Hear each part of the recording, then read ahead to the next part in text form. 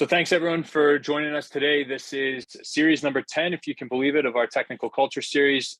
Very privileged to have Michael with us today, Michael Paule-Carres, to share his knowledge on what he's been doing in Spain, both at Espanol and with his new role with the Real Madrid Foundation, and kind of help us to understand more about Spanish football, help us understand a little more about the individualization of their training programs, designing some training curriculum, and really analyzing player performance so that we can help our players here become the best that they can possibly be.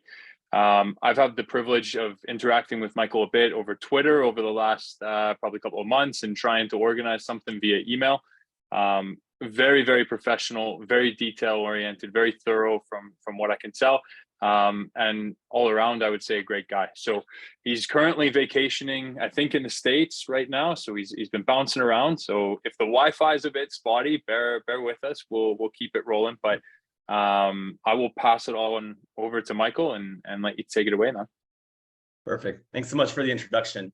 As Jordan said, my name is Michael Paule-Carres. I'm currently in the United States. Today's been my first, let's say, free day because I'm traveling around to all over the East Coast, visiting clubs, taking a look at how things operate over here, taking my own conclusions from that. Basically, what I'm going to go through today is an overview of what I consider a methodology department.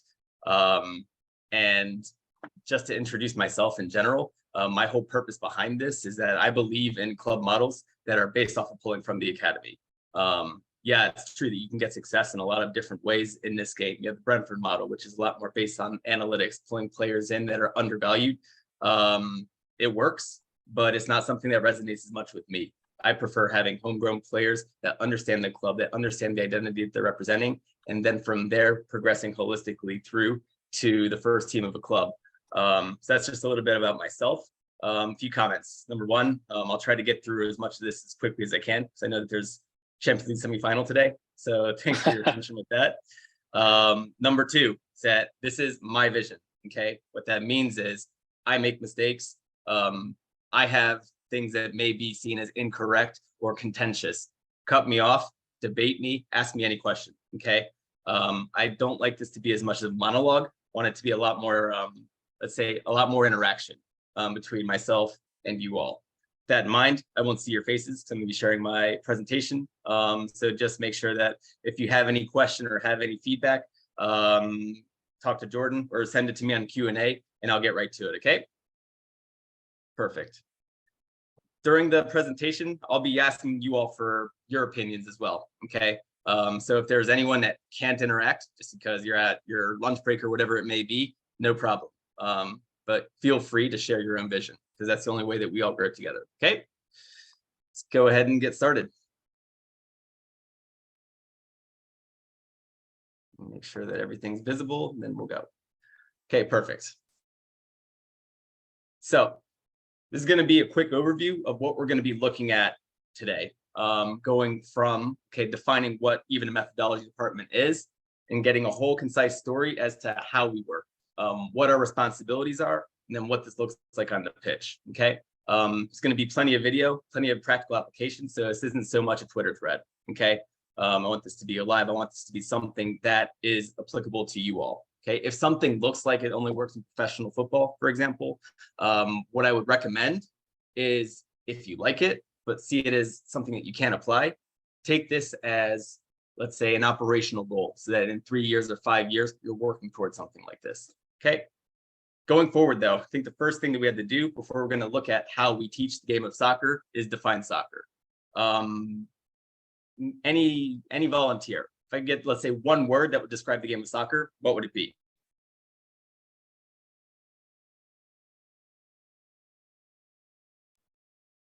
I'll have a go to start it off. Simple, but chaotic at the same time. Okay. Anyone else? Perfect. For me, there's one key word that encapsulates the challenge that we have in front of us. It's that it is the most complex game that we have. Okay. Why is this? You have 11 teammates, 11 opponents. That means that you have 234 potential interactions between players, and that's not even including the ones that are relevant or irrelevant.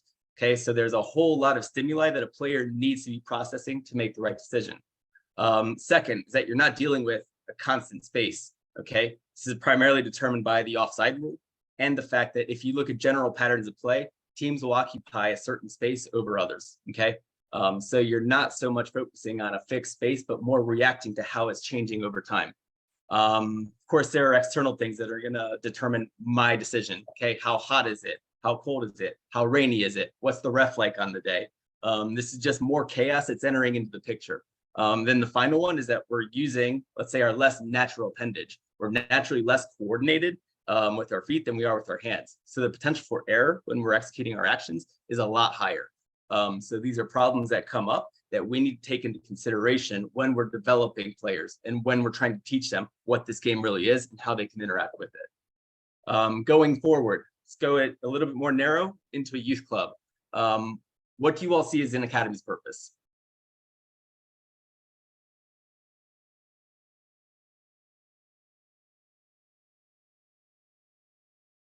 Anyone?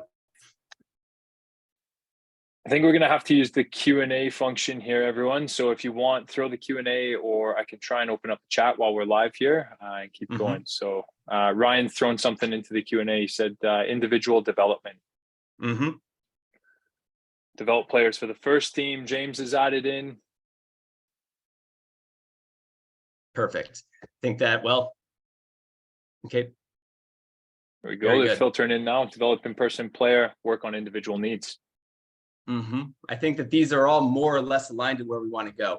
I think that if we're going to narrow the scope of our operations and figure out, okay, aside from the holistic development of the player, which is important, it's a key part of developing the player. The whole thing for me is that an academy exists to produce players, ideally for the first team that exists in your club infrastructure. If not, to graduate onto university play, professional play, whatever that may be. What I say is I focus on this so that we're getting our priorities right. And then holistic development, the psychological well-being of the player are things that sustain this whole process. I think it's important to get this pretty clear so that we're not focused on results. We're not focused on things that are extraneous to the overall purpose of why we exist. And then just understanding everything that needs to be aligned to make this goal attainable. You have all these different departments. You have academy coordination. That would also include a goalkeeping department, which I didn't put. Logistics, scouting.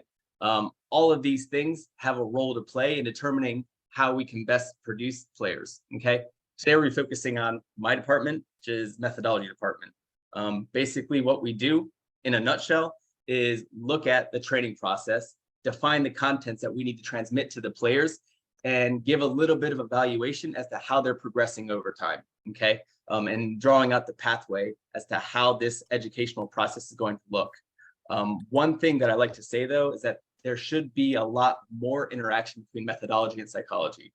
My own personal opinion is that psychology departments in any club, except for maybe Villarreal for me, is really underutilized. Okay, I think that there's a whole lot that that the sports psychology department can do aside from ensuring the well-being of the player. But really look into the environments that we're designing for our players, understanding the process of human learning and how we deal with these complex environments. Then also, let's say, perfecting feedback that we're giving to the players.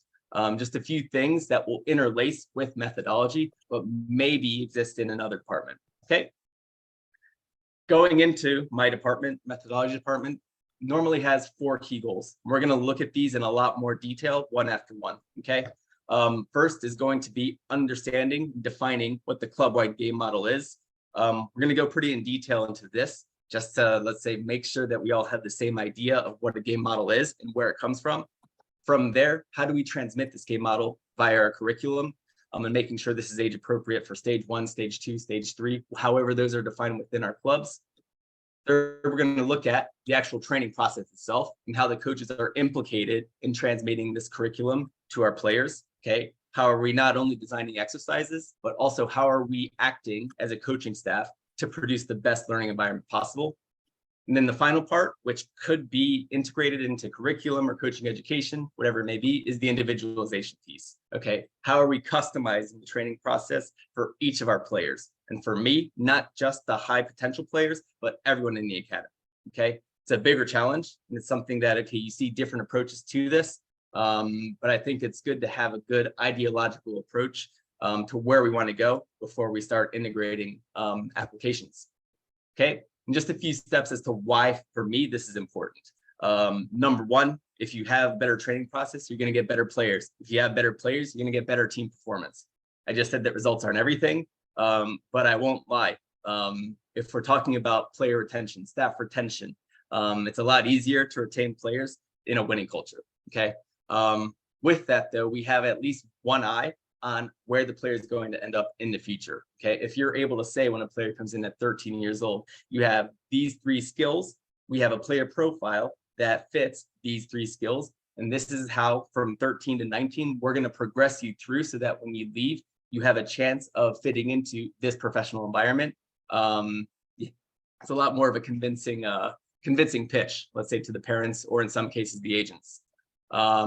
For me, though, within the club, this is the most important thing, is that we're creating something that's identifiable. Okay, we're creating teams, we're creating players that have emotional resonance because it attaches to, let's say, the core values that the club wants to transmit. Okay. And then once you get all of this, I'm convinced that there's a huge market potential, especially in the United States. And I would imagine in Canada, in that there's potential. I think that there's a lot of potential for a club to lay down a marker and say, look, our USP is going to be focused strictly on player development. Okay. Put everything else aside. We're going to do things theoretically right way. Okay. And figuring out solutions to avoid some of the, let's say, inefficiencies that exist in our operations today. I've been traveling around, I've been seeing certain things. I think there's a lot of potential here that's untapped, but certain structures need to be rearranged to make sure that we're getting, let's say, an environment that's the most conducive for learning as possible. Okay. And just looking a little bit more into certain details as to what this looks like, I think the whole idea is to move away from 11 players on a team and starting to understand teams as collectives. How do they synergize? How do they have their own collective behavior? And what are the key pieces that allow this to come to light? Okay. And then just getting a little bit of an insight as to where we are right now as a market. These are comparisons between the MLS and top 5 leagues, second divisions of the top 5 leagues, and then let's say competitive or competing leagues. So Mexican league, Brazilian league. I included the Portuguese league here. What you see is that in the United States, in the MLS at the very least, you're going to have a greater concentration of talent at the top of your teams, meaning that, let's say, the challenge of an academy for me is making sure that the bottom of your roster starts to come up. You start to get less of a disparity in talent in professional rosters. Okay, that's the end goal. And then the rest of this is a step-by-step process to getting there. Okay, just to reinforce this a little bit more, here's a correlation between the number of academy products you have in a first team. In this is the Premier League, this is La Liga, this is the Serie A, Bundesliga, French league. You generally have a positive correlation between the number of academy players and points per match. In the MLS, we're not quite there yet. One thing that I'll, let's say, condition this response with is that these data are from 2021. Okay. It'll be interesting to see in 5 years how this changes, because I'm aware of plenty of academies that are working well in the United States too. And maybe it's just a case that they haven't had the time to start to change this trend. But one thing that's for sure is that right now, the United States just released their under 20 roster to go to the World Cup. This is going to be a good moment to judge how we're progressing as a football society. Reason being is that there are 10 MLS Next graduates that are coming into this team. Okay, so it'll be interesting to see how this changes and how we're able to compete against some of the top nations in the world at that level. I think that if we get positive results, it can be pretty encouraging for our story as a nation, especially going into 2026 World Cup. Up to this point, Michael, any questions? Yeah, I was going to jump in. There's a question in the chat there that says, how many MLS teams would you say have a quality academy? And so you're using a very specific kind of KPI there and metric to determine what quality academy kind of looks like. In your opinion, like how many would you say in your kind of market scan would you say have that quality academy? Look, from the ones that I've interacted with a few. Most of them I've been pretty impressed with, at the very least, the intentionality of what they're working toward. as in I've seen sporting directors that are invested in how this works. I've seen coaches that are really invested in developing, let's say, a true plan to get players from under 13 to under 19 to under 23, whatever it may be. I've seen a sample size of 6, so I can't comment on all of them, but especially the newer teams that I've seen coming in. I've spoken with Austin, I've spoken with Nashville. I'm pretty happy with the professionals that they have. And I don't know, I think that the future is bright. Each of those has their own, let's say, their challenges. Nashville, for example, comes from a society, or let's say a part of the United States, that isn't the most renowned for producing players at the end of the day. But I think that there are different ways to, let's say, manipulate how they're working that can really get, let's say, the most efficiency out of the plan that they have. So I guess a non-answer would be that most of the ones that I've talked to, I've been left pretty impressed with. And I guess as a comparative kind of scale, how does that compare then from your experience within Spain and maybe infrastructure, resources, the methodology, et cetera? Because I think that has something to do with what that quality environment looks like as well. 100%. I think that this is the next challenge for some of these institutions, is how do you start to bring in, let's say, more professionals to satisfy more specialized needs? Okay, I just talked about sports psychology. Not so many, for me, have integrated a sports psychologist into the academy to the level that would be really nice to see. I think that fitness coaches, they're going to see an evolution in the next 5 to 10 years to get them less as strength and conditioning specialists, more as almost assistant coaches that are going to be focused on the physiological parameters of the player, of the exercise, of the team itself, when comparing, let's say, physiological output between one team and another. These are areas that need to develop in the next 5, 10 years to really build this out. But I think the intention is there.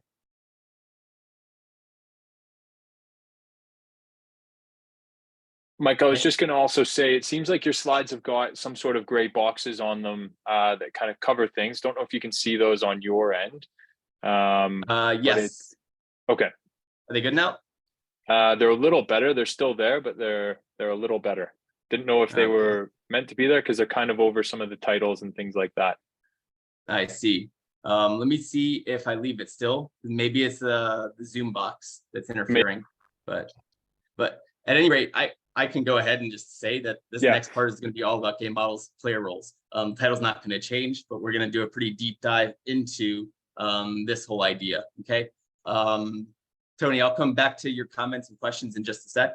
I'll go ahead and progress forward so that this doesn't go on for 3 hours. Okay. So question for you all, for me, is what do you all define in one sentence as a game model? So I think that this has a lot of variability in how people see the idea. And I think that it's really important to have a clear idea of what we're talking about when we're proposing this as a tool to help player development.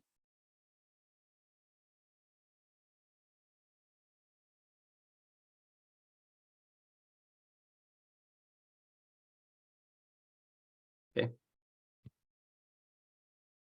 Jordan, for you, how do you see a game model? Game model is how we want to be playing in terms of the 4 moments or even 5 moments with set pieces of the game. What are our core principles? What are our sub principles? And how do we actually want to go about an approach to a game and an identity as a team or as a club? I think the last word you said is key. It's identity. And that's going to bring up the next question is, for me, where does a game model come from?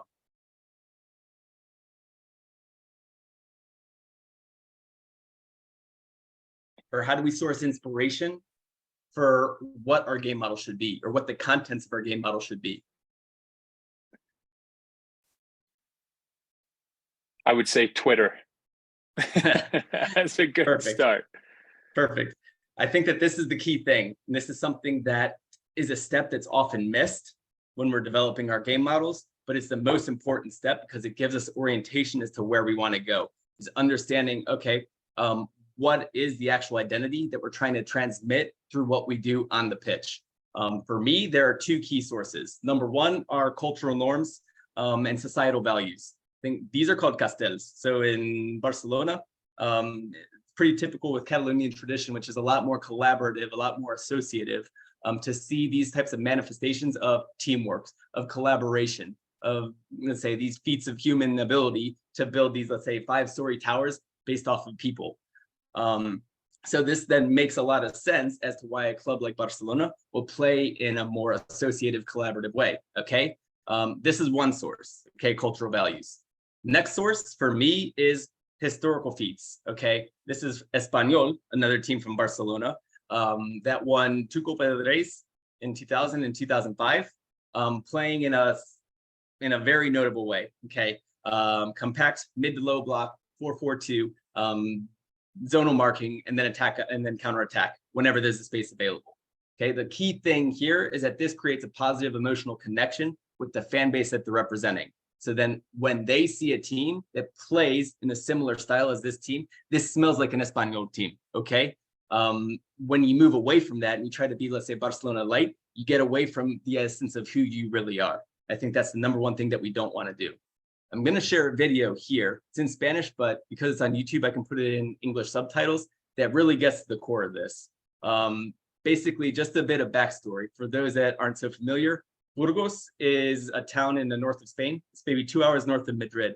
I've never been there, but I know that it's famous for morcilla, which is blood sausage. So it gives a little bit of an identity or an idea of, okay, what the culture is like, what the society is like.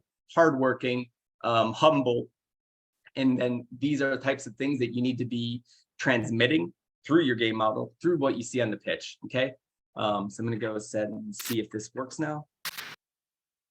Bueno, a ver. De los puestos de playoff después de muchas jornadas. No sé si eso podría tener un efecto negativo. Bueno, a ver, lo primero, ¿no? Con respecto a eso, lo primero en mi filosofía de vida, no me voy a poner nunca en un caso de qué pasaría en lo malo. No quiero, o sea, me niego a ponerme en qué pasa lo malo. Prefiero ponerme siempre mucho mejor en qué pasa en lo bueno, ¿no? Bueno, pero independientemente de eso, que somos personas, nosotros los entrenadores estamos tomando decisiones constantemente y yo me equivoco. A veces en la vida me he equivocado, a veces he cometido errores porque la vida, y cuando estás tomando decisiones constantemente te puedes equivocar o no. Pero hay una cosa que sí quiero que explicarle a la gente, ¿no? Desde que nosotros llegamos aquí, hemos llegado hasta donde hemos llegado, hasta esta situación en la que estamos en playoff de ascenso a primera división, comiendo bocadillos de mortadela. Grandes, eso sí, pero muchos bocadillos de mortadela.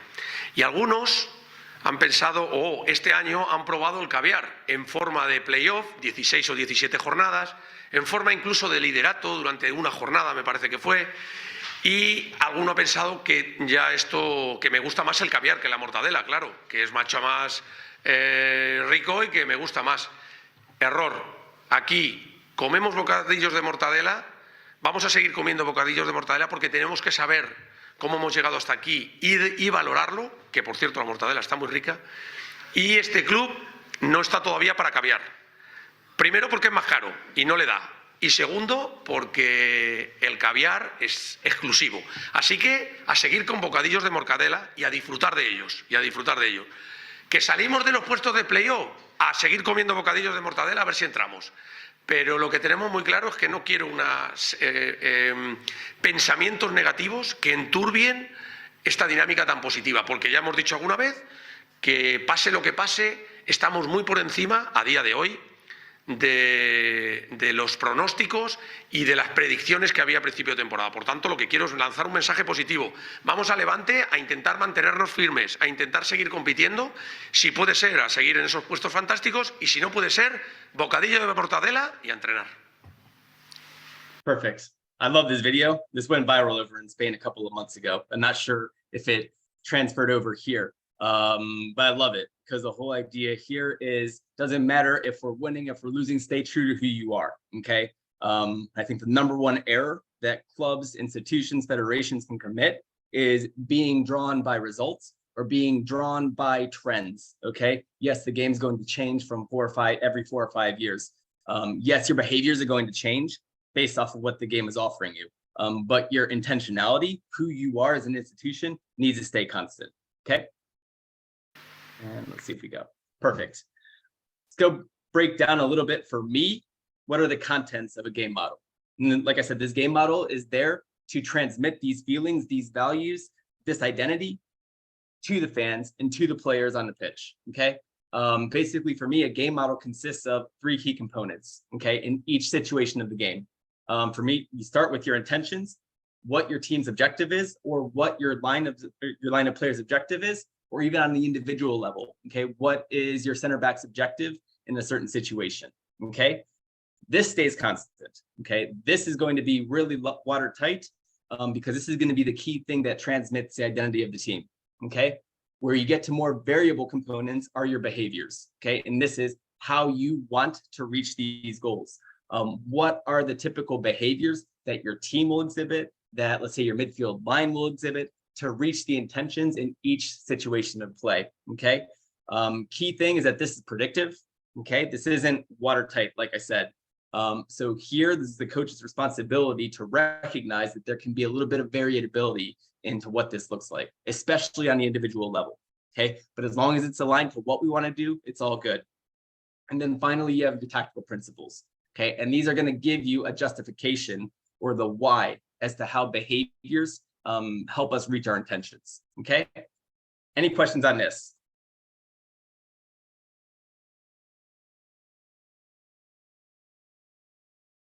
Okay, go ahead and continue and just show a little bit more application of what this looks like. Okay, one thing I mentioned is that each of these intentions, behaviors, tactical principles are applied to different situations. How I describe situations are your phases of play, the attacking phase, defensive phase, and the 2 transitions, and then the third of the pitch that you're operating in. Okay, because my intentions, my goals are going to be a lot different if I'm in the first third to the final third. Okay, so that's the whole key to contextualizing all this content to different moments in the match that you're going to see. Okay, just a few examples of how this is done for me well versus how we can get away from joystick coaching. Okay, what I would see as a collective intention that's valid is that we as a team want to gain, let's say, entry into the opposition half as quick as we can. Okay, this is normally going to line up with a more direct buildup. Okay, but not necessarily. Okay, and this is where we don't want to be telling our teams use direct passes from our center backs to our center forward in our buildup. Why? Because okay, if it's a high risk chance of losing the ball if we play that longer pass, then why would we do that? Why would we not take the option to build through the thirds, but still maintaining that little bit of verticality that we want in our behaviors? Okay, this is just an example in the attacking phase. We can look at defensive transition too, because this is a pretty interesting one for me. You look at what might be a valid collective intention in the defensive transition. Maybe pinning the opponent in the space where they recover the ball. Okay, not letting them get access to other parts of the pitch. Maybe what you don't want to do is say, okay, we're going to be compact as a team and condense this space as fast as we can. This is an interesting one for me because it's kind of seen as, let's say, the cardinal rule of counter-pressing, that you want to compact your team in the space. But I'll give a clear example of Rayo Vallecano last year. That was a team that liked to press high. They like to be really aggressive in defensive transition. Problem is that they had 2 center backs that were really slow. Okay, so what happens is that if they start to push forward, similar to how Ajax did last year to condense the space, one long ball and they're dead. Okay, so what you have to do is say, okay, our defensive line may hang back, midfield line can go join in the press, and then the profile of midfielders that we have makes it so that if our press gets bypassed, they have the ability to retreat, slow down the attack, and then we build something collective together. Okay, just a couple of examples as to what this process looks like for me. Okay, here you have all the situations, and here how you're going to break it into each third of play. This will apply to attacking phase, defensive phase, and attacking transition, included with possible team shapes. But these have a lot of variation based off of the personnel that you have in your team. And I think that it's a mistake for an academy to say every team has to play 4-3-3 or every team has to play 3-4-1-2, whatever it may be. Why? Because you're going to have players that are graduating and going to play in different team setups. So you're kind of short-circuiting their development if you're only going to keep them in one system of play. Okay. Here you have all the different situations, like I mentioned. The one exception that I have is for defensive transitions. Now, a lot of times it's more useful to describe these instead of in thirds of play. more in terms of radius of action from the ball, okay? So for example, in zone 0, you'll have the player that loses the ball and his opponent, okay, directly interacting. In zone 1, which is going to be the zone of mutual support, you'll have players that are cutting off immediate passing lanes.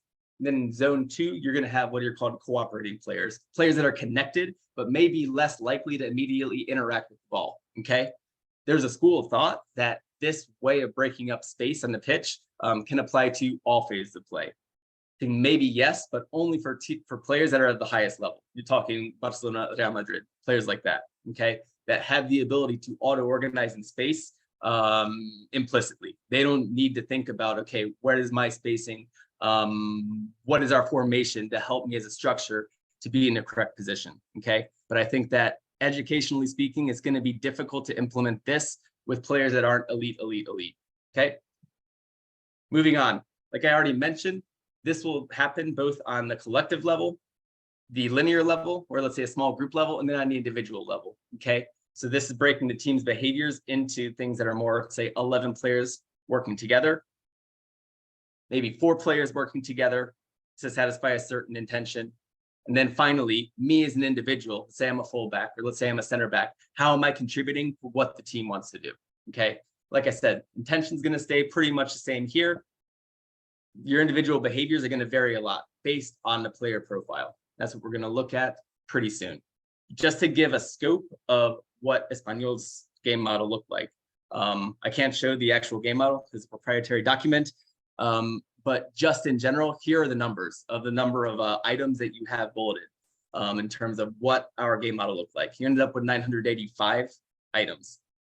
The difficult thing here is you don't want to overprescribe behaviors or make it too rigid, but you also want to give enough detail so that you're going to be able to provide a step-by-step gradual education to players as to how they're interacting and how they're working as a team. So getting that balance is really tricky. I see a lot of times they're too vague. They don't quite have the amount of detail that's going to really help us transmit the game to them. But just a quick note to say, you don't want to overprescribe everything because then you end up with robots. Okay, going into player roles. The whole idea here is that not every player is unique, or not every player is the same. So you need to start to think of, okay, what are the individual characteristics of a player to satisfy a certain job? Okay, let's say, for example, the intention of this midfielder in our team is to progress the ball forward, okay, through the central channel. Say there are 2 key ways of doing this. Maybe a deep lying playmaker, maybe a player that's more adept at playing line splitting passes, okay? Maybe he doesn't have the physicality to burst forward on his own, but is really adept at turning or receiving on the turn, picking up his head, and recognizing which are good teammates to interact with to bypass the line of pressure, okay? In contrast, you might have a box-to-box midfielder who has a big engine, has the ability to dribble on the turn, and let's say use a physiological advantage to, let's say, shrug off challenges, okay? Both satisfy the same purpose, which is getting the ball forward, but they do it in a different way. And I think that an academy that's really gonna work well and provide, okay, clear pathways as to how players can go from under 13 to under 19 should keep this in mind. What are the profiles of players that they have in their team? And how are we going to place players in situations where their talents are gonna help them to excel, okay? Number of profiles you have is going to vary. Okay, Matt Crocker, who just joined USSF as technical director or sporting director, he defined 6 for Southampton. Okay, what does that mean? Is that you have a really rigid game model and you have really rigid player profiles. If you can recruit the best for those profiles, fantastic, because you're going to have a really identifiable team. But 9 times out of 10, it's going to be difficult to do that. So better to move toward a model like Fran Garza did, who was at Eibar and now is at Wolves, where you have maybe 15, 20 in your overall roster, and you can start to figure out, okay, this player is going to fit as this type of winger, okay, and start to build from there. Okay, just to give an example of what this looks like. This comes from Chelsea's 2021 Champions League defense. Okay, Thiago Silva is the kingpin of this defensive line, but at 36 had some key, let's say, deficiencies. Mostly his physicality is starting to wane a little bit. So then you're going to see him contesting fewer aerial duels. You're going to see him contesting, let's say, fewer shots, attempting to block them, things like that. What he's really adept at is positioning himself well, winning the second ball, then recycling possession into a safer space, okay? So then what you need to do is find complementary profiles, put them together, and then you're going to have all your needs satisfied. For example, Antonio Rudiger is a defender that is more willing to put his body on the line, more willing to block shots, more willing to execute a lot of clearances in his area, but is also a player on possession that's more willing to take risks and progress the play forward, especially into, I think it was Havertz at the time, probably still is. Okay, Christensen, another front-footed defender. So another player that's going to go engage in duels. That's why he has probably a higher number of yellow cards per match, but is more willing to, let's say, poke the ball free so that then Thiago Silva can go and recover the ball. Okay, another player that's a little bit more conservative in possession, but at the very least is going to allow the team to transition safely into the attacking phase of play. The whole idea here is then you have a complete picture of what this defensive line is supposed to do and how it's going to be acting for Chelsea. Okay. Already talked a little bit about how this is going to lay down a framework for how players are going to develop over time. A few other benefits that you're going to see is if you have a scouting department or even in tryouts, you can start to get a better idea of which players are going to fit well with which team and in which role they're going to excel in. Okay. Looking at your training curriculum, your game model, and all the player profiles gives you all of the content that you need to arrange in the training curriculum from U13, U14, U15, so on. Okay. So a lot of, let's say, the grunt work of developing this literature is already done. Okay. And then this is going to help us really contextualize how we're analyzing our players. Okay. What quantitative data points are important? What key behaviors, when you're doing a qualitative analysis of a player's action, should we be looking at when we're determining, okay, this is a performance that is above what we expect or below what we expect. Just to give another example of this is a quick case study that I did for, I like to go looking for a center back, okay? How are you going to scout, let's say, a left-sided center back in this situation that can play in a back three? Because at this point, I was proposing replacing Mario Hermoso, okay? Get an idea of some of the key patterns of how the team plays, which players contribute which elements to the defensive line, and figure out which candidates are going to best replace that, okay? Here's basically what it looked like. Here are the options. Most of them moved on for a lot of money, but hey, at the very least, they're being successful today, right? For game models, that's it, okay? Any questions up to this point?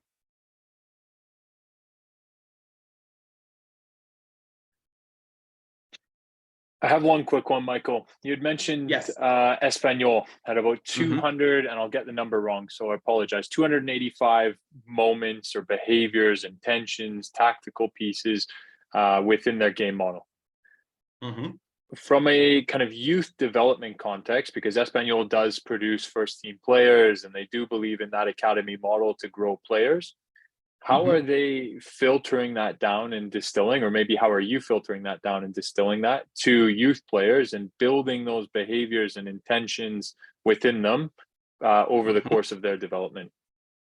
Brilliant. We're going to get to this in this whole section, which is going to go about how do you develop your training curriculum for stage 1, stage 2, stage 3, depending on what age group those are going to align with based off of the talent of your players. Okay.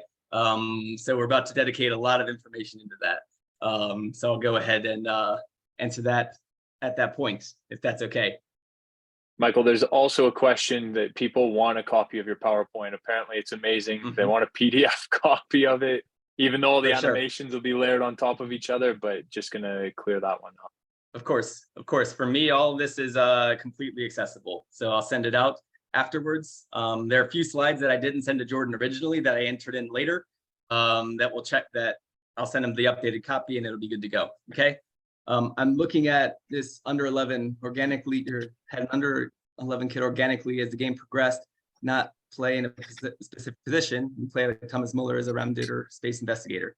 Kid just did this on his own. I let him run with it. Fascinating to watch unfold. I think that this is a really interesting insight, and we're going to get into this later on in the presentation. Okay, because this goes a lot in line with what, for me, stage 1 of an academy should be. Okay, I'll go into all my rationale behind this later on. Okay, just wanted to make sure that it was seen though, and that we'll be addressing it. Okay, Spalletti recently said that there are no systems, only spotting spaces left to the opposition. What do you think of this? I think this relates a little bit with what I showed earlier with the zone 0, zone 1, zone 2 in terms of, okay, spaces of interaction with the ball. In the game, in the truest game, it's 100% true. Okay. There's no inherent reason to stay in a 3-4-1-2 or whatever as a goal into itself. Okay. The whole idea for having a formation or a system, though, is to give players a guideline that are going to help their behaviors orient more toward a rational occupation space. Okay, so for the highest level players that have an innate ability to, let's say, position themselves accordingly with their teammates, with the ball, with the opposition, for them, the formation may be less relevant. Okay, but I think for a developmental standpoint, once we move on from individual game insight, which is going to be stage 1 of the academy, it helps players as a tool to understand, okay, what does it mean for me to be in a good position to relate with my players effectively? Does that make sense? Definitely. Perfect. Okay, let's go ahead and continue so I don't kill everyone's afternoon. Basically, when we're looking at a training curriculum, what we did at Espanol and how I like to see it in the academy is 3 main stages. Okay, I'll give more insight as to what these consist of in just a second, but just getting the overall goal of what we're developing in each stage. Okay, stage 1, you're going to be looking at individual fundamentals. How does a player recognize and understand how to correctly deal with small-sided situations? Okay, 1 versus 1, 2 versus 1, 3 versus 2, whatever it may be. That's from a content standpoint. But really, the overall goal of stage 1, which I define as under 7 to under 12, is getting the players hooked on the game, getting them associating it emotionally with fun, with positive values, and getting them wanting to make themselves better in the game. Okay, the training process is key to that, because the whole idea of the training process then is that it has to be fun.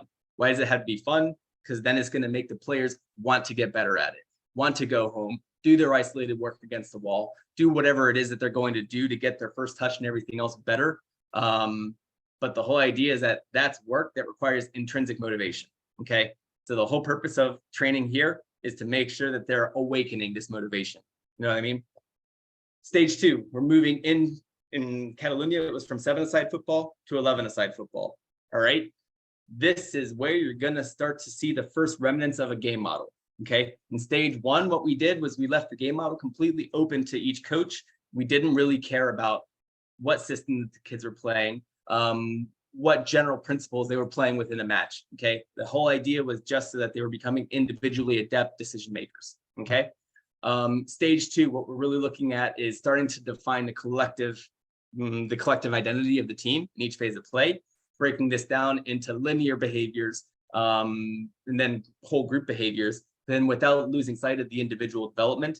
The whole idea here, though, is that the opponent is going to be less important. Okay, are they going to condition each match? Yes, that's not up for debate. But in terms of the complexity that we're dosing to our players, we want to make sure that we're at least keeping the content as stable as possible and making sure that if it's difficult enough to already learn how our game model is, that they're given enough, let's say, repetition in training and enough exposure to the ideas, they start to internalize them and automate their behaviors within this model. Okay.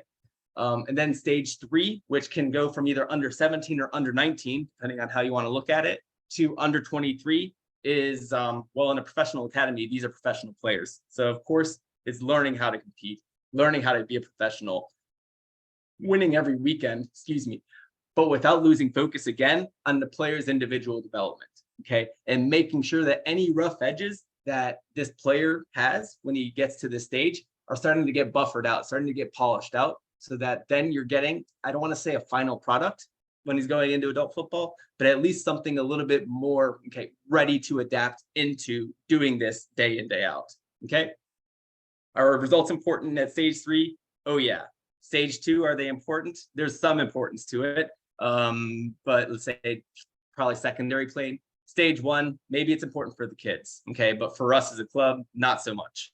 I always like to think of it more as a spectrum rather than a yes or no type of thing. Okay, let's say here there's, I don't know, 90% in focus on development, 10% on winning or getting a result, and not for the coaches, not for the parents, but for the kids.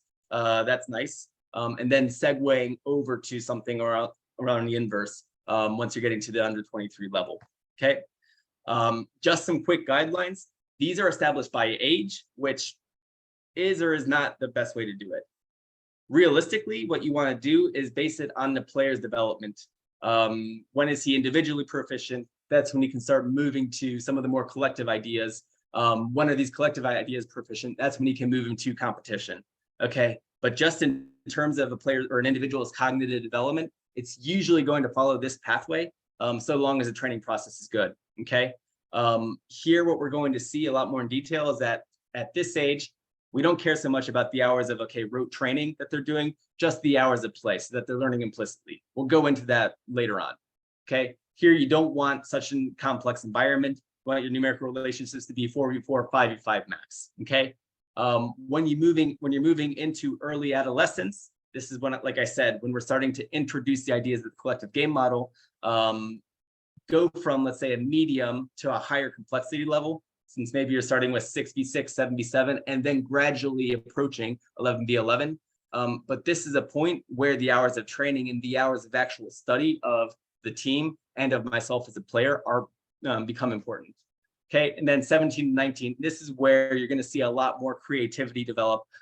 Creativity is going to be present in each of these age groups, but we'll go more into that in just a sec. You're going to be interacting mostly with team environments, especially because you're not only learning your own game model, but also how it's going to adapt to opponents that you need to get results against on the weekend. Okay, going into some of the guidelines that this is based off of. Okay, this is a graph that shows executive function development. Long story short, there are two key executive functions for decision making in soccer. Number one is response inhibition, or basically the ability to say no or ignore irrelevant information. The second is going to be cognitive flexibility, or the ability to switch from one relevant stimulus to another, okay, with the least amount of time possible. Okay, what you're going to see is that these start to develop in this window here. Okay, so this is why you don't want them to be interacting with so many complex or so many, let's say, diverse stimuli in our training environments. Why? Because their brains are not ready to handle the complexity of this situation yet. Okay, and then when you're starting to move into adolescence, this is when they're ready. Okay, just going through a few guidelines in terms of numerical relationships on the pitch and how players auto associate. Key difference for you all between 4 versus 4 and 5 versus 5. Any takers?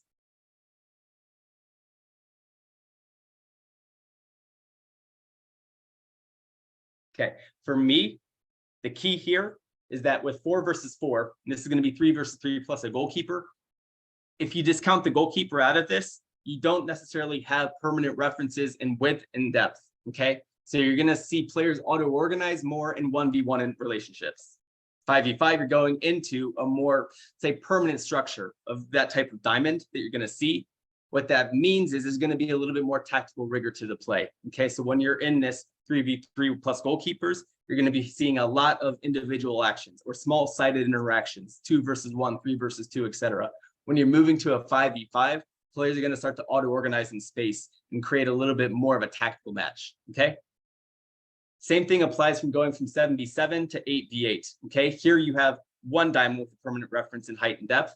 Then here you may have, let's say, an interaction. Okay, a defensive pair, or how we would often play in Espanol was with 3 in the back, 1 in the midfield, 2 up front. Okay, so you're going to start looking at, let's say, how those 2 forwards start to interrelate to each other. But the key thing here is that when you're moving to 8v8, the game becomes even more complex because you have 3 permanent lines, 2 permanent diamonds. So you have that even more compact sense of how the team can work together to control their space. Okay. Then again, once you're at 9v9, you're going to start to see the remnants, or let's say some traces of what a team structure is going to look like. I use the 3-4-1-2 in this example. In a 9v9, you can at the very least start to look at some of the key behaviors in this system that are important for it to work well. For example, if these are our wing backs, okay, how are they moving forward to provide width in the attack? Then also that they're cognizant of the need to retreat back and become part of this defensive line when we're going to be in a low block. Okay, these are key behaviors that are going to be upregulated by how we're arranging these players in space. Okay, and 11v11 is, of course, our natural positions. Okay, just a few things to go through before we go into the actual content of our training curriculum. Okay, stage 1. What I said, stage 1 I would define is under 7 to under 12. Okay, what you're really looking at here is getting players to recognize, okay, what they are as players, what are their strengths, what are their weaknesses individually, then how can they relate to teammates in small-sided situations to create numerical overloads or to create qualitative overloads in certain parts of the match. Okay, just building this sense of, okay, I have the ball, here's an opponent, here's a teammate, how can I deal with this situation? Okay, so in terms of developing a curriculum, what you'd want to do is introduce each mesocycle one of these small-sided situations. For example, a 2 versus 1 might be the topic, or 3 versus 3 in a horizontal axis, whatever it may be. Okay, the example that we're going to look at in the next slide, which is going to be a training session of how we would bring this to light, is attacking horizontal 2 versus 2. What this means is, okay, maybe the interaction between a midfielder and a winger versus the interaction between a center back and a fullback. Okay, just an example. They're on the same horizontal plane. Looking at the key behaviors as to how they can resolve the situation based off of their own technical actions. And then eventually contextualizing it into moments in the match where it might appear. Okay, so this is the key of what we're looking at. How do we implement this? Basically, what we did was we made sure that if we had three training sessions in a week, there had to be a minimum of 2 exercises treating this topic. Okay, the ideal situation for me was that one session of those 2 went from a really micro or reduced situation and started to condition it into, let's say, a positional game, and then started to condition it even more into a condition game, so that players recognize, number one, how to resolve the situation over and over and over again in a 2 versus 2. And then they start to recognize how this skill set makes them a better player when we're going into a more game-specific situation. Okay. Final thing I'll mention, which is not included on this slide, is that when we introduce these concepts or these topics to the coaching staffs, it's really important to give them, let's say, 3 or 4 key details, so that when they're designing their sessions, when they're looking at how the players are learning how to resolve these situations, they have key pieces of feedback or key insights that they can give the player to help him in his learning process. Okay, we're going to look at an example right now that I designed to treat a 2 versus 2 across the attacking or in the attacking phase of the play. Okay, here are the 3 exercises that you're going to see going from a reduced situation to a positional game to a condition game. Okay, whole idea here is that you're going to start to see a lot of details, and this would be the attacking principles here. Okay, how are we looking at, let's say, when this blue player receives the ball, how is he affixing this player on the dribble, making sure that he's pinned in place and creating the potential for a 2 versus 1 overload to happen. Okay, how is this player moving to create this 2 versus 1 overload? Is he showing for a wall pass? Is he overlapping? Is he underlapping? Whatever it may be. And then once you're able to bypass these 2 white players, how can you accompany the action to finish? Okay, just key details that you're maybe every set or every rep, you're breaking the play, you're giving these, let's say, key tips for the players to internalize and then to show as they continue to develop over the course of the month. Okay, moving on, you would see maybe a positional game in which you're starting to get this 2 versus 2 interaction, mimicking building out from the back. Okay, so let's say you have, I don't know, center back, fullback in this situation being pressed by a number 10 and a number 7 the opposite way. Okay, how are they able to manufacture these 2 versus 1 overloads? Let's say after they receive the ball from, this could be a goalkeeper, this could be a pivot, whatever it may be, so that they're getting a little bit more experience with how this transitions into the game. Okay, and then the final step would be to give a conditioned match, like I said earlier.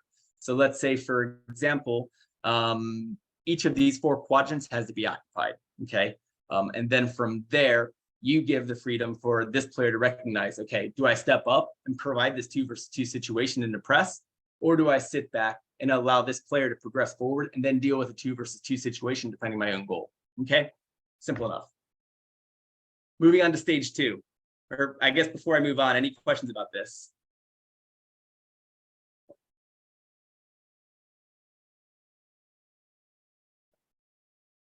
Okay, not hearing much, so I'll continue. Okay, moving on to stage 2. This is going to be, like I said, where we're introducing collective ideas. We're introducing the game model into our teams. Okay, we're working in football 11 at this stage. So now this is going to be, okay, under 13 to under 17. Here within our curriculum, you're going to be identifying the situation that we want to be looking at in each phase of play. Okay, so is it in the first third, final third, middle third? And then looking at the key behavioral components that we're looking for as a collective. so that this game model really starts to take shape over time, okay? Let's say you run a 4-week mesocycle or a 6-week mesocycle. You would then rotate the next time and introduce a new situation in the attacking phase, a new situation in the defensive phase, and then coordinate this with the attacking transitions, okay? How we did this, excuse me, is that one session, at this stage, the teams are training 3 to 4 times a week. One session has to correspond with the collective phase that we're looking at and its corresponding transition, okay? So an ideal situation, maybe this is introduced on a Wednesday or a Thursday, so that if the coaches need their time to prepare for the match coming up, they can do so. That's usually a good time to introduce it. And then how we did this to make sure that each player is getting the same dosage of attacking phase of play and defensive phase of play is to make sure that, okay, if you're playing at home over the weekend, the attacking phase is going to be the focus and the defensive transition, okay? If you're playing away from home, then the defensive phase is going to be the focus with the attacking transition, okay? What happens if you don't codify this or make sure that there's an actual structure in terms of, okay, how coaches are introducing this content? 9 times out of 10, especially if you're at a strong academy, you may be more dominant on the ball. So part of the pre-match preparation is going to be attacking phase of play all the time, okay? That's good for the team's performance today. Is it good for the player's performance in 5 years when he's transitioning into a team that has 30% of the ball, but because that's where he's going to be able to get a professional contract? Not so much. So this is where we need to make sure that the defensive phase of play is really getting its attention that it deserves. Okay, quick example of what this training session might look like. Okay, remember this is going to be focusing back here on how we're defending in a mid block. Okay, and in this training session, I'm really looking at the midfield 4 plus a front 2. Let's say we're defending in a 4-4-2, which a lot of teams do this day. Okay, so maybe your first exercise is going to be a smaller sided positional game where this is a typical Simeone exercise in case anyone's ever seen it on YouTube or whatever, where let's say this blue team is trying to pass through this line of 4 to connect with a center forward to finish. Okay. Second, you may have an attack versus defense exercise. I'll explain this one a little bit later because it's a little bit more complicated to grasp. And then finally finish with another condition match. Okay. This one I already said earlier, just a small sided game, 5 versus 4. Looking at these actions of the midfield 4 as to who's stepping, how are the rest tucking in to prevent access into this area, the heart of the team. Okay. Moving on, this conditioned game, I'll see if I can point this out. Okay, you have a back 4 on this side, facing a back 4 on this side, with maybe 1, 2, potentially a coach as a neutral, 3 in the middle. Okay, so you have a back 4 facing a back 4. All right. In white, you have a front 2 here, midfield 4 here, front 2 here. Okay, so how does this work? The whole purpose of this exercise is to give as much exposure to, okay, how are we pressing in this 2+4 structure against an opponent building out of the back with maybe a 4+3 in the midfield, okay? The idea being is that white can recover the ball and counterattack either going this way, if they recover from these players over here, or going this way, they recover from these players over here, okay? So here we're just getting a lot of repetition of these movements, of these interactions, of these principles that we want our 2+4 to develop to effectively defend in our mid block.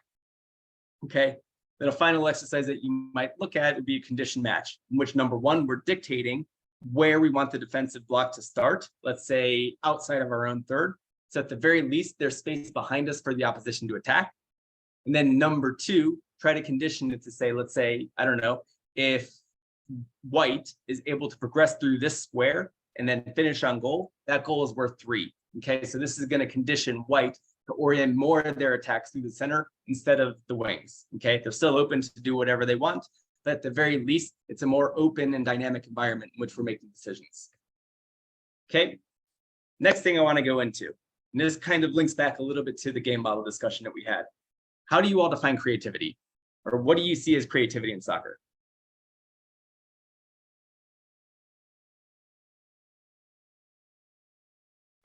I'm going to keep quiet and wait for the questions to come in or the chat to get going there. Okay.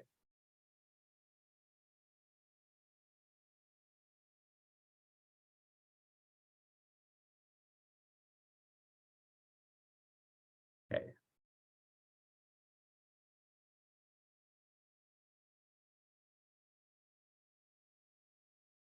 Okay, perfect. So we have unconstrained decision-making, improvisation, spontaneity, allowing players to make their own decisions, learning how to make decisions, expressing themselves. I think that this is a topic that we want to develop as much as we can in our players. But sometimes we're not given such a clear path as to how to do it deliberately and intentionally, okay? So this is sort of my attempt to do this. It's a little bit out there, but it's what I believe in at the very least, okay? First things first, you need to look at the neurology of a creative decision in soccer. I haven't read this paper in a couple of years, so I'm gonna butcher some of the neuroscience behind it. But the whole idea here is that you're looking at the activity in these brain regions, which are associated with creative actions, with soccer players up here and jazz musicians over here, okay? The idea being is that with jazz musicians, when they started to do improvisations, when they started to ad lib, whatever, the more creative they were doing, or the more creative their actions, the higher the activation of this part of their brain, okay? In contrast, with soccer players, the more creative their decisions were. They did this in a, let's say, a tactical test on paper. The more creative their resolutions were, there was no difference in terms of players with low creativity in their decision-making and high creativity in their decision-making up here, well, whatever. There was no difference, or there was no correlation, meaning that there's no real difference in, let's say, brain activity in these areas typically associated with creativity, in which case you're shutting off from the outside world, you're shielding yourself from external stimuli and allowing these connections to flourish based on my own experiences. In soccer, this doesn't apply. In soccer, the idea that we need to have is that creativity comes from a deeper understanding of the situation in which we're operating, okay? And because I have a deeper situation in which I'm operating, I'm coming up with unexpected answers. I'm coming up with unexpected behaviors. And why are they unexpected? Because they don't follow the tactical principles that we have in our game model, okay? This is key, because this is going to give us an idea as to how we can manipulate some of our constraints in our exercises to upregulate creativity in our players' actions, okay? I like to use this example a lot to sort of get to the point. This is Guernica from Picasso. This is his most, let's say, famous work, at least in Spain. This came at the end of his career, okay? How was he able to produce this? Because he was excellent at the fundamentals and the ideas of how to generate art in, let's say, the technically correct way, okay? So I think that this is the same approach that we need to have when we want to upregulate creativity in our players. So that use the game model, use the player profiles, use these ideas that are written down as guidelines, okay? And then once the players start to master it, this is where we start to deviate. This is where we start to push them out of their comfort zone, so that yes, they're free to make their own decisions. They always are free to make their own decisions, but we're really forcing them to explore new alternatives that maybe are outside of their habits. You know what I mean? So I like to use this as two examples as to how you would do this, okay? This is my idol when I was a kid, Bergkamp. And his whole idea of why he chipped the ball when he finished 9 times, well, not 9 times out of 10, but it was his calling card, was that he was able to recognize that there was space above the keeper that most people didn't see, okay? The whole idea here is that most players, maybe they don't chip the ball because they're unaware of this as a solution, okay? So giving exposure to these types of responses to situations can be something that, I don't know, sets off a light bulb in the player's head, okay? That's the first way. The second way, though, and this for me is a little bit more out there and interesting, is how do you create exercises that replicate this? So that force a player to start to explore these types of actions. Inspiration for us. Okay. You look here, for example. Have a look at one of the greatest goals I've seen on what coach is ever going to think that the proper solution to this is flicking the ball up when he's one-on-one with his back to goal and trying to finish? Normally you're looking for, okay, he holds the ball off, maybe looks for this player coming in for a third man run, or this player moving through for a third man run. That's, let's say, the tactically correct way to resolve the situation, okay, based off of the principles that most teams operate on, okay? Moving forward, another example of this, my favorite goal.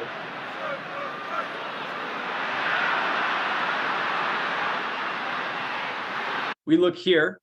For me, just looking at general patterns of play, normally what you're going to look at is this player, finding this player on the overlap here on the right side of the pitch, centers it into Iniesta, easy goal.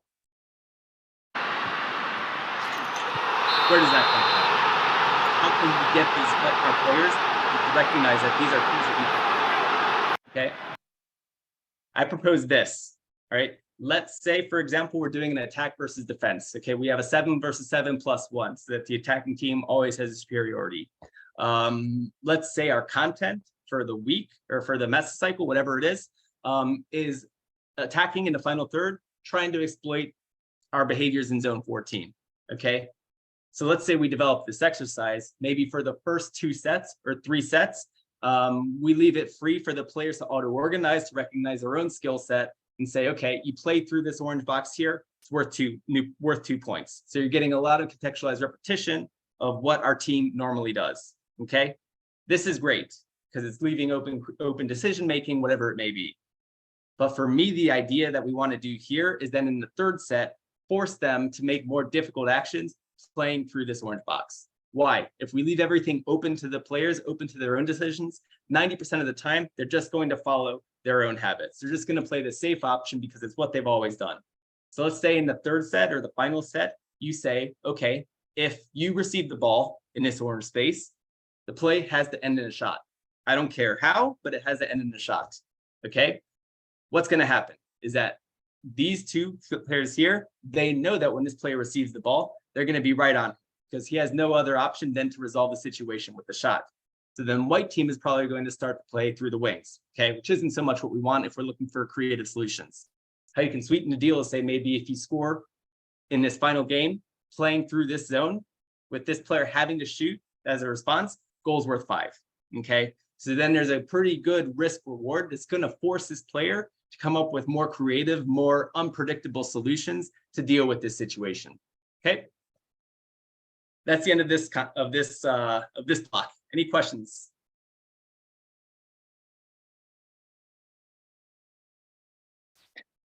No, I think a lot of what you were speaking about too goes back to that implicit learning environment that we want to create as well for these youth players to express themselves, to find solutions, to be able to have constraints and things, challenges put upon them, to bring out certain behaviors and to challenge them to move past the level that they're at and to continue to progress. Because what they've done up until that point has gotten them to that level, but they're going to have to do more or different actions and different pieces to get out of that level. Mm-hmm. So I love that piece. Thank you, Michael. Mm-hmm. Yeah, it's my own little weird, I've never used that exercise specifically in a training session, but I think that it really gets to the heart of how we can be deliberate and proactive in forcing players to explore new settings. And why for me, just leaving, okay, a regular game or something that's game specific maybe isn't enough to really force this creativity in our players, okay, or force them into unpredictable actions. And also recognizing as coaches that there's going to be a lot of failure in that process too. So I think that it's a good exercise for us to have and to say, be open to seeing what our players can do at the end of the day. Okay, I'm going to keep going since, you know, this is going a bit over what I expected, but it's okay. We're going to look now at the training process, okay? And this has a lot to do with coaching education, not just related to designing training exercises, but how are we actually planning the session? How are we executing the session? How are we acting within the session to make it the most, let's say, the richest learning environment it can be, okay? Here, we're going to look at 4 key components: ball rolling time, contextualized repetition, which I'll go more into, just some key steps to planning a session and executing it well, and then creating what I like to call an exploratory space, creating an area where players, like I said, are getting an emotional connection to the training process and falling in love with going to train, going to be challenged, going to stretch themselves to a new level without reaching that point of frustration, okay? And then also creating a lot of, say, harmonious relationships between players in the team too, okay? Starting here, we're gonna go into ball rolling time, okay? It's a pretty common topic that's coming up a lot. The whole idea or the whole reason why this is so important, especially at under 6, under 8, under 10, is that this is the age where players aren't going to learn as much explicitly, okay? Sitting them down for video, lecturing them, giving them a lot of detail is going to go over their heads, and it's going to push them away from the sport at the end of the day. There's a paper done by Roca et al. In 2012 that did a survey of players that were deemed to have high decisional quality and low decisional quality, okay?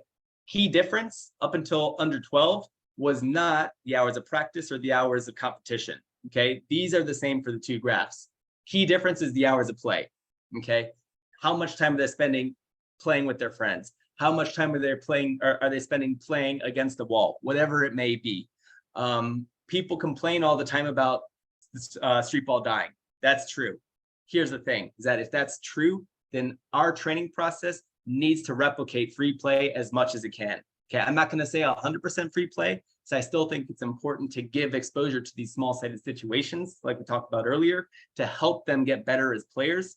But the way we're working as a team needs to be a lot more played out, needs to be a lot more interactive with the players, okay? And rather than us telling them explicitly what to do, allowing them to observe some of, let's say, the older players that they interact with within the club. Observe the coach, how he does these actions when he's playing with them. Observe professional players, and getting these as references so that they want to imitate this. Their mirror neurons are activated, and then when they're facing similar situations, they at least have some sort of references to how to shape their body to perform a certain action. Okay, here's what I did. I did this at Espanol, okay? Was I sit there, because we record every training session with the stopwatch. And I basically said, okay, how much time is the ball spent rolling? How much time is it spent in play? And how much time is it spent out of play? Either because of, let's say, a slow restart, explanation, water breaks, whatever it may be, okay? The objective I set for all the coaches was to reach 3.5 as a ratio of the time in play compared to the dead time. This basically works out to 70 minutes out of a 90-minute session in play. I'll tell you this right now. Reaching that time frame is not easy, okay? Basically, you have to have an immaculate planning before the training session. You have to have exercises that are going to flow from one to another to another. You have to have exercises that are simple enough so that you don't have to spend 5 minutes explaining it to the players. All of these factors come into play to reach this ratio. A tip that I always give, and this is something that helped my coaching grow exponentially, is if you're in an exercise, use a 4-to-1 ratio between play and talk. Meaning, let's say you're in an exercise that has, I don't know, 4-minute sets. Okay. If you have 4-minute sets, after that, you have 1 minute to deliver your feedback. And I use it on stopwatch. When I run out of that time, we're back in play. Okay. And then maybe if I have a point that I need to develop later, you develop it at the next break point. Okay. If it's 8 minutes, 2 minutes feedback time, et cetera, et cetera. Okay. Moving on. A key component of making this an inviting training session or making this an inviting training environment is giving, let's say, as much free play, like I mentioned, as possible. And also contextualizing some of the situations that we're looking at into more game-specific situations, okay? These are all different types of positional games, okay? These are excellent for taking small-sided situations, 2 versus 1s, 3 versus 3s, whatever it may be, and starting to apply them into something that looks more like the game, but without adding so much complexity that the overall repetition and message gets lost. I'll use this as an example because it's a really clear one to see, okay? This is basically going to be 3 reds versus 3 blues with 2 neutrals in these positions. The key here is that you're getting exposure to 2 versus 1 situations, okay? This might be related to, okay, finding a 2 versus 1 and building out from the back, okay? And this is where, if you really want to go into detail, you can assign, this can be a center back, this can be a midfielder, this can be a forward, etc. Okay? Yeah, finding it in the buildup, figuring out how do you dribble at this player to find the 2 versus 1 in the middle third, and then using that to progress the ball into the final third, okay? This gives, like I said, as much repetition as possible, and is something that the players want to interact with, okay? A couple of details that I like to mention here is that the idea of designing these is giving each team the same game situation, whether they're in the attacking phase of play, defensive phase of play, whatever it is, okay? A lot of times to introduce a sense of transition, we see mini goals being introduced. Let's say up here, I don't know, if red wins the ball, rather than finding a security pass out here and playing from there, they finish on mini goals. What happens then is that you have one team living one game experience and you have another team living another game experience. So maybe the amount of education on the topic that you're giving to your players isn't quite the same, okay? So that's why trying to use, let's say, an intelligent positioning of players, an intelligent use of neutral players is going to be a better solution to this. The other thing that I want to bring up is be careful with what I call rondoitis. And what I mean by this is you're starting to get a lot of players that have been using these types of games over and over and over and over again in their training environment. The biggest weakness for rondos is that, yes, you have the ability to move in space, but you don't quite have the ability to attack space. Meaning, okay, if I'm playing in this situation here, where's the opportunity to recognize that you have the space in behind the defensive line to exploit, okay? And you're seeing a lot of players that always want the ball to feet instead of being aggressive, attacking the space behind the center or the fullbacks, whatever it may be, okay? I'm going to give an example as to what we did for, I think it's the under 12 team for Espanol, to help to, let's say, break this habit with some of their players, okay? This is a video that I made for them, looking at certain players, especially on the wings, and how they would be benefited from varying their ability to receive the ball to feet versus into space. Okay, I'm going to skip forward so that we see a couple of more clear examples. Okay, here it is, I think. Yes. Okay, so this player here on the ball, great player, excellent first touch, excellent on the dribble, really fast. His thing is that right now he's playing as a fullback. He probably next year, when he transitions into 11-a-side football, is going to be a good candidate for a winger. Okay, so we need him to start recognizing that, okay, in this situation, it's good to receive the ball to feet, but in others, attack the space, attack the space, attack the space. This is a situation that works out. You get a shot out of it. Everyone's happy. Okay. The next one is where we see the problem. I'll stop it here. Right here, you have 2 versus 1 situation. Okay, this player, let's say we dribble to this opponent. He can't control this player out here. Okay, all this space is available to attack. Okay, if this player is hungry to attack the space, receive the ball into space, and let's say execute proper wing play, as you might call it, what does he do? Ask for the ball to feet. We still get a chance out of it. But these are the types of situations that you as a player that's going to progress into 11-a-side football, especially in elite academy, need to start to change and need to start to have provoked out of you within the training process. Okay. What I like to do then with each of these is give examples of professional players as to what this is supposed to, as to what this is supposed to look like at the top level. Okay, again, giving references as to how this can really be done well. Okay. I want you to watch the movement of Alex Moreno here and how he disorients Ben White, not just with the timing of his run, but also with the hesitation. The next highlight you see de detalles magníficos. Es quien da la amplitud por el lado izquierdo, Alex Moreno, pero aquí la clave. To clarify, these are all videos that we showed to the coaching staff, not to the player. Okay, the player is still in a situation where you want him interacting with the game, you want him learning implicitly, but we showed this to the coaching staff to give them an idea of the type of environment that might be beneficial for the player's development. This is what we came up with. Okay, it's a positional game used to figure out how to break down a 3+1 structure in the defensive phase of play.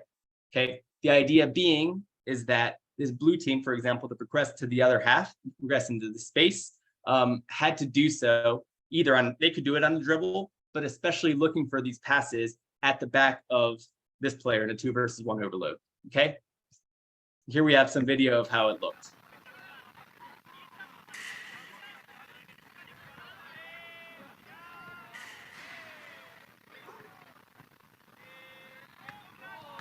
The idea I want to hammer home here is that you can play with these exercise designs to really suit whatever need you want. Okay, a lot of it is rondo based, a lot of it is trying to conserve the ball, but it doesn't have to be. Okay, if you're really slick with how you're going to design these environments, you can achieve a lot of goals. think that it's coming up here. This is going to be an excellent example. Okay, watch this player now. You give these environments, you give this reinforcement for the player, and he starts to recognize more and more what are the moments where I can attack the space and what are the moments where my innate skill set of receiving the ball to feet are going to serve me well. Okay. Moving on, a little bit about how do we do this well? How do we save the amount of time or the maximum amount of time that we can in our training session?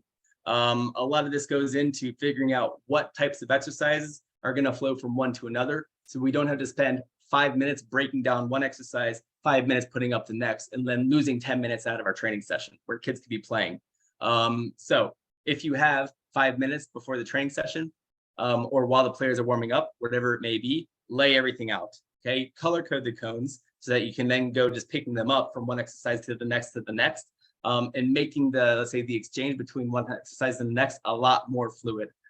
What's going to happen is that not only are the players on the pitch more, but you as a coach have the opportunity to be a lot more associated with the exercise. You can be actually in the space where the players are playing. Then in certain moments, you can come over to a player, give him a little bit of individualized feedback without even stopping the exercise. Okay. So then a lot of the time spent breaking things down is taken away, but also a lot of time spent giving irrelevant feedback for 90% of the team is also taken away. Okay. Without having to, let's say, water down your message or make it weaker for, let's say, that one player that needs a certain message. Okay.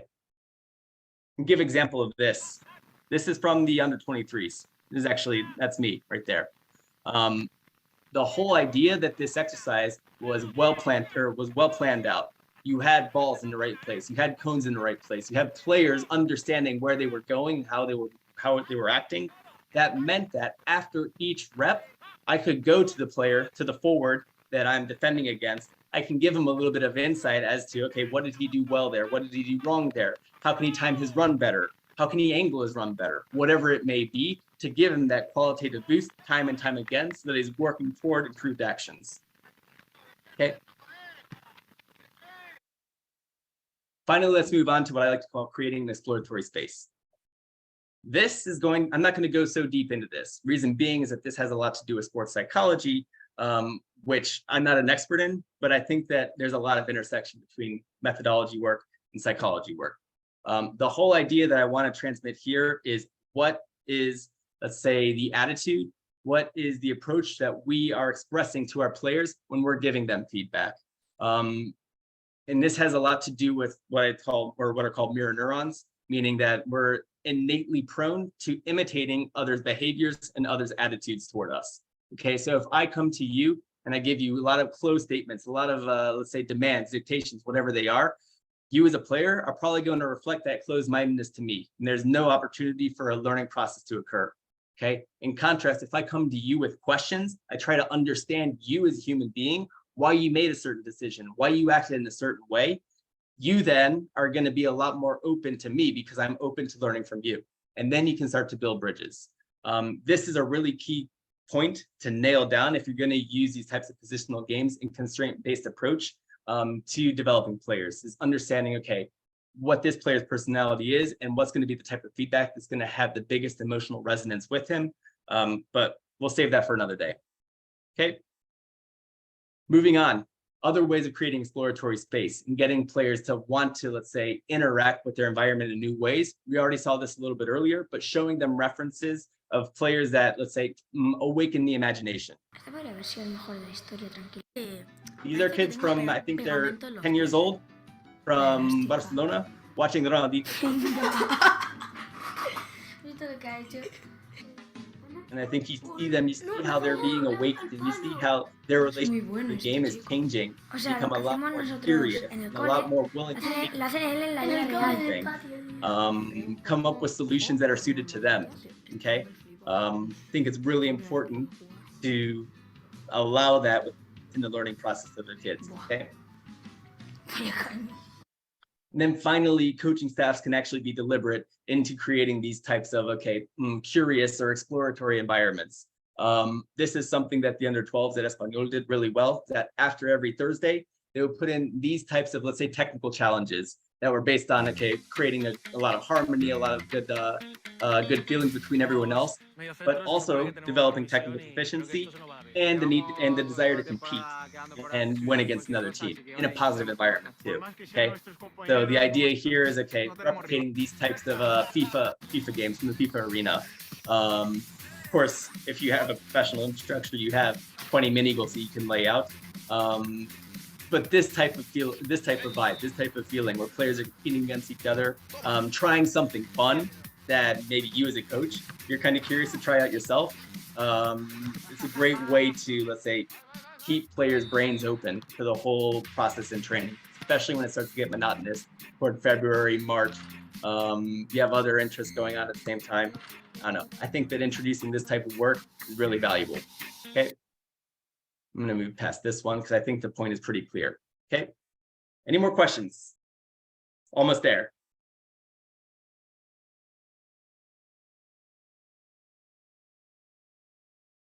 Okay. If not, go ahead and wrap it up. We're in the home stretch now. Okay. So what we're going to look at is some different approaches that I've encountered and that I've sort of experimented with when individualizing the training process, or taking this whole idea of building a club identity through the methodology in which you're training, but also making it customizable to the needs of each player. Okay. There are going to be 3 different elements that we're going to look at here. 2 are things that I've seen in a professional club. One is, let's say, my own brainstorm, my own idea that another company is developing right now, but I'll give you a little bit more insight as to how it works and how it can be improved too. Okay. So we're going to look at number 1, making the player autonomous in his own career process. Number 2, actual training process that you can do in, let's say, a more position specific manner. And then finally, like I said, decision quality training. Okay. Let's start first with individual goal setting. Okay. And what this looks like.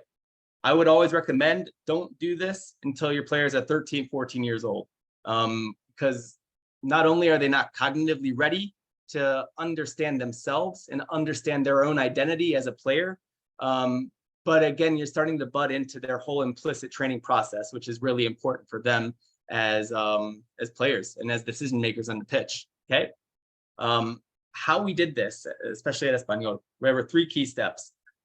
First is that before every season, once all the rosters were set up, the coaching staff, coordinators, everyone would meet up and start to look at, okay, what is each player? What is his role? Where is he strong? Where is he weak? What are key areas of improvement? Okay. Once this is done, you start to bring in the player, have a conversation with him, ask him these similar questions, and then together start to establish what I like to call smart, or what are called the SMART goals for the players within an upcoming intervention. Okay. What do these interventions look like? Basically, how it worked was that you would have 2 players out of the roster, say there are 24 players, okay, assigned to each coaching staff member. In this situation, you had head coach, assistant coach, fitness coach, each assigned 2 players. So you're working with 6 players in each cycle. Okay. Cycle would last for 3 weeks. And in each of those 3 weeks, you had to have a minimum of 1 intervention with the player. Okay. These types of interventions could be videos from training, videos from their own matches. Of course, always accompanied by, let's say, a conversation with the player, but then also using professional player videos as references. Okay, that was what we really looked for. And I'll show you an example of one of these videos in the next slide. Okay, after 3 weeks, each coach is assigned 2 new players. So you have 6 new players getting, let's say, their dose of individualization. Okay. Over the course of a season, if you're playing for 12 months, you're getting between 9 to 12 weeks of individualized attention from your coaches. Okay. Here's an example that we saw. Watch this player.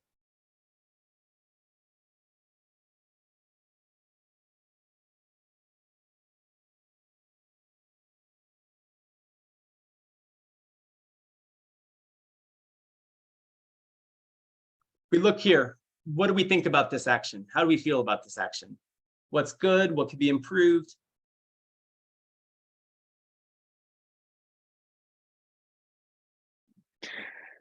Michael, apologies. What number are we looking at? This player right here, about to receive the ball.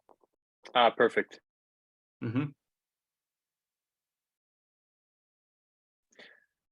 First pieces that come to my mind are in terms of body shape, willingness to take a first touch into space and to go forward, to break lines, to progress the play, pace of that and tempo of that, and kind of the rhythm associated with that as well. 100%. This is the one thing that we saw when we were watching this, is that this player has a ton of space here. Okay, he has no one at his back. Why is he turning with his back to goal and then delaying this progression 2-3 seconds and giving the opposition team an opportunity to get themselves back in shape? And they don't get themselves in shape.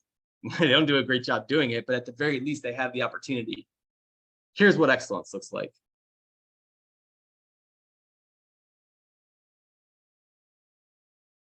You show the player this, you show them his action, which, by the way, didn't result in him losing possession of the ball. Compared to the action of a top player in the same situation, this is giving a player a real idea of these fine details that he needs to improve on to take his game to the next level. Okay. Next thing we'll look at is individualized positional training. Okay. This is being integrated in just about every academy in Spain. I'll look at 3 different examples as to how this was brought about, and share my own feelings about them. Okay. At Espanol, basically every mesocycle, you would take the stage 3 players, so under 23, under 19, and occasionally under 17, and mix them all together. Okay. After that, you would look at, let's say, key moments in the games that they have recorded and look for key behaviors for each position. Okay, let's say that we want our winger to do actions X, Y, and Z. We look in the matches and see key moments in which, okay, player did X well, player didn't do Y well, player did Z well, and started to compile these into videos. Okay, once this is done, we would take a whole microcycle and then take the players and group them into their positions. Okay, so center backs would train together, full backs would train together, midfielders would train together across age groups. Okay, together with that, you would mix coaching staffs. Reason being is that you don't have coaches giving the same messages to the same players, but you start to shake them up a little bit. Okay, you start to get new interpretations, new ideas in terms of how to design training sessions. Okay, these videos that I talked about, we would show them to each group for 15 minutes before the sessions. Then you would have between 2 and 3 sessions with position-specific exercises. Normally really analytic, not so much positional games, rondos, things like that, but really, let's say, reduce number situations. If you all look at Bielsa exercises on YouTube, those are a perfect example of the type of work that we're doing. Okay, we would do that 2 to 3 times, and that was basically it. I like this because it's giving these players that are professional players a lot of, let's say, individual attention in a situation where normally they're only focused on matches. They're only focused on getting results every single weekend. So that's great. The problem I had with it is that if it's only happening once a month or once every mesocycle, there's a real question as to, okay, does the message get a little bit diffuse? Maybe it'd be better to introduce it, okay, one day every week, instead of doing one whole week dedicated to individualized training. Okay, but by and large, the say the reception from the players was really strong. Okay, they loved it. Okay, at Alaves, what they did, and this started at a younger age, was they would identify, say, players that were seen as high potential. Okay, so maybe out of each team you had 3 or 4 that are seen as being really strong. Okay, and have a real chance of getting to the professional game.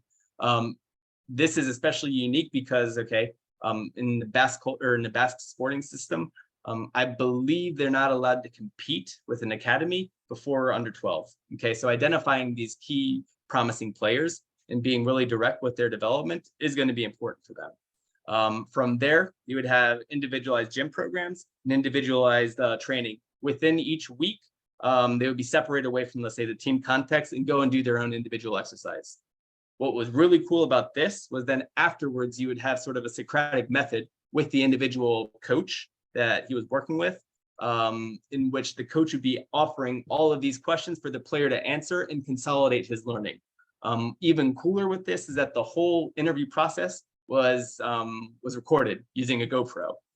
So the academy director could see, okay, how is the dialogue between coach and player? Is this going to be provoking a lot of autonomy in the player's understanding of what he does on the pitch? Or is it the coach just telling him what to do? This was really cool. What I don't like so much about this is the idea that we're only going to focus on high potential players. because the game changes from one day to the next. You know, your high potential player might get a season or career-ending injury next day, or may not be professional enough in his, let's say, off-pitch life to make it and consolidate a roster spot in the professional team. So having a little bit more flexibility and giving as many players as possible access to this type of training, I think, is really important.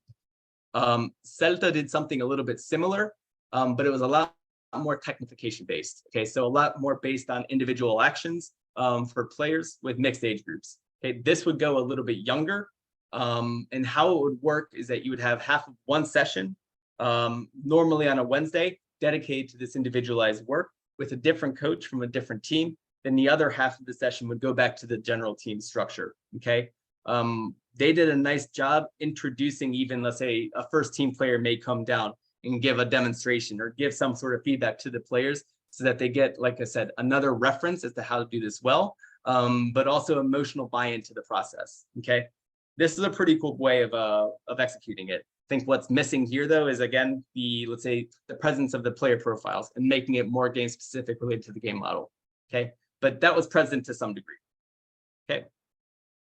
Finally, the next step that is, let's say, another one of my pet projects, let's say, is the idea of doing decisional training. Okay, using video analysis or animation analysis to not jump from unconscious incompetence directly to unconscious competence, using, let's say, more implicit learning processes, but using a lot more declarative knowledge, explicit learning processes to help the players understand the situation better and understand the right decision to make better. Okay, these are just a few studies that show that this can be effective. This was done with an Australian women's team, I believe, in 2008.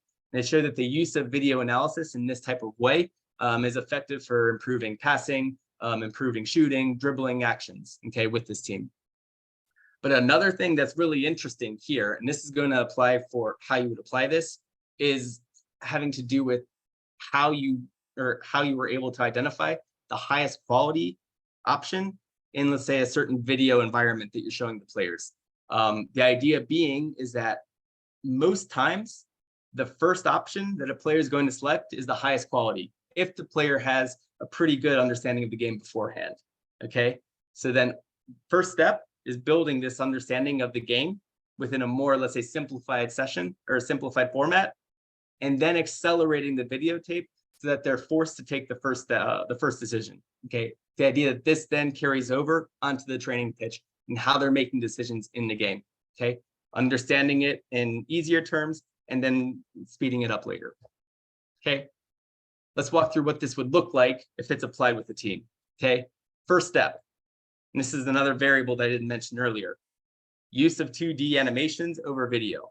Reason being is that you're going to get rid of, let's say, player bias or understanding. Let's say we're analyzing this player. I know how this player interacts or how this player acts, because I don't know, maybe he's Arjen Robben. You know, he's going to cut into onto his left foot 9 times out of 10. Okay, that's going to bias your interpretation of the situation and your ability to recognize, hey, maybe there's a 2 versus 1 situation here. That cutting in on his left foot is going to take away. Okay. Second is that if you're using animations over video, you're making it a little bit simpler to see the main ideas. Okay, with video, there's a whole lot of chaos going on. You see different colors, you see the fans. You're just making it a more complex environment and making it more difficult to get the key messages that you want to get across. Okay, so first step, using animations. Second step, playing with the time of the video. Okay, if you have players that need help understanding the situation itself, you play it at, let's say, a 0.5 playback speed. Once they start to get more and more right answers at a 0.5 playback speed, you can move it up to 0.75 and slowly, gradually build that speed up until it's, okay, normal speed, and then eventually accelerating the playing speed. Like I said, when we're accelerating the playing speed, we're taking players more toward taking that first option that they're seeing, which is normally the best option. Okay, then the final step is to start to use actual live video so that then it has an even stronger present, or let's say transfer from the exercise onto what you see in the pitch. Okay, this then you would use probably at a one-time playback speed, and then you could even work toward accelerating it from there. Okay, here are all the papers that this is all referenced from. This is a neuroscientist that I believe worked for Fulham for a couple of years and then opened up his own clinic, basically doing this type of research and work. So definitely has some pretty interesting research worth exploring. Okay. Thank you all so much for the, yes, it's gone for, wow, an hour and 40 minutes. Really appreciate the attention, the stamina. And for my part, I'm open to take any questions. What I'm also going to do is share a QR code. With this QR code, you can send any questions, any comments, any clarifications that you may need, and I'll answer them directly with you on email. Okay. Thanks so much, and I'm open for whatever. Michael, first, I want to say thank you so much. The depth and level of detail is not something that I think is seen in Canada or in North America very often, by which you've presented this, and also the comprehensive nature that you've kind of wrapped it up with is different level. We're trying to definitely move things towards a best practice, research-based kind of approach within both our district and our clubs.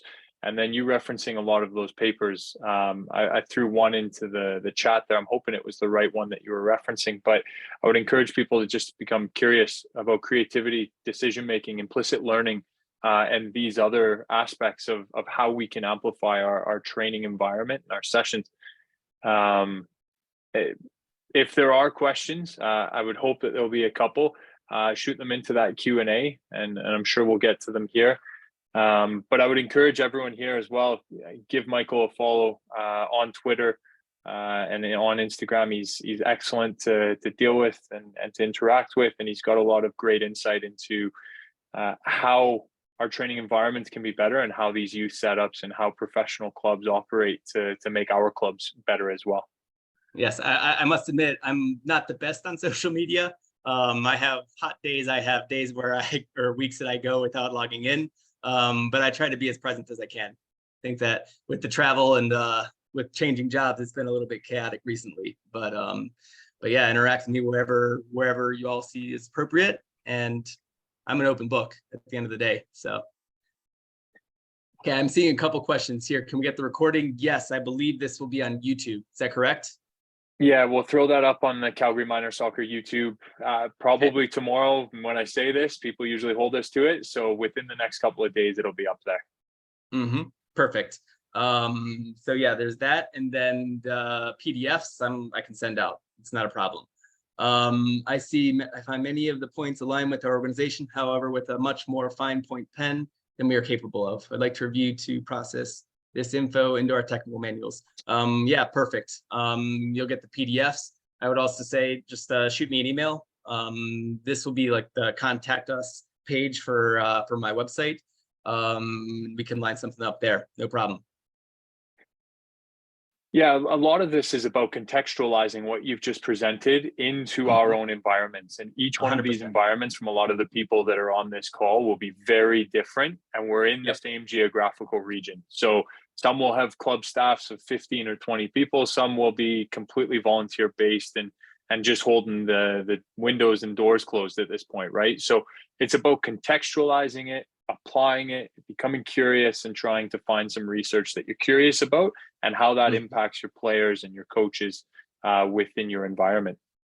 100%. I see, look, all of this stuff that I presented, this is kind of, I mean, at least in Spain and in other contexts, this is how everybody works. Okay, so it's nothing special so much that I do, but really I think where it becomes interesting, where it becomes a challenge, an exciting challenge as well, is figuring out, okay, we want to operate in this certain way, but we have these certain constraints that are making it a lot more difficult for us to do so.